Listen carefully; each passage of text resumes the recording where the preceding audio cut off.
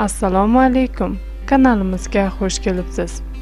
Ushbu dasturimizda yo'l harakati qoidalarini buzgan shou-biznes vakillarini sizlarga tanishtirib o'tamiz.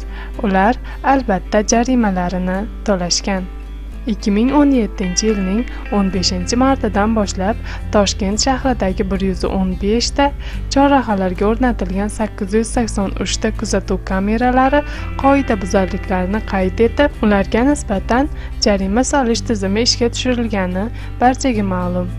O'zbek san'ati vakillari ham mazkur jarimalardan chetda qolishmayapti. Kuni kecha jarima maktubi O'zbekistonda xizmat ko'rsatgan artist Rayhon G'aniyevaga ham yetib bordi. Menga ham baxt maktubi yetib keldi deb yozadi Rayhon. Rayhon hashtagda belgilanganiga qaraganda jarima xati Rayhonga tezlikni oshirganligi uchun kelgan.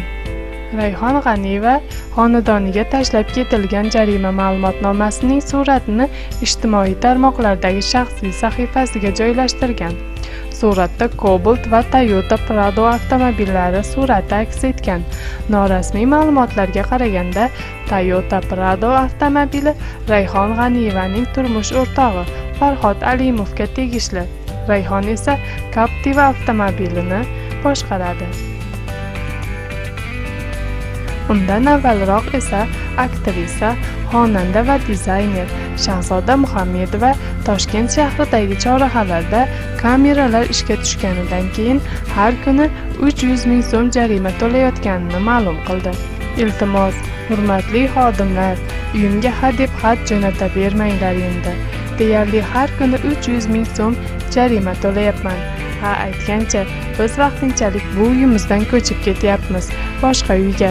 Ko'chadagi svetoforlarga o'rnatilgan kameralarni kuzatayotgan akalar, iltimos yaxshilab qaranglar endi. Men to'xtash chizig'ini bosganimdan keyin aybimni bilib orqaga qaytib, keyin to'g'ri turib olayotganimni ham hisobga olinglar deb yozadi Shahzoda Instagramdagi sahifasida.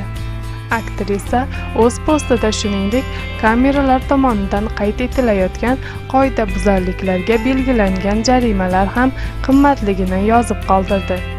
Sharoiti og'ir insonlar ham bor-ku, ular nima qilayotgan ekan, adolatli jarima belgilansin aholiga, deydi aktrisa.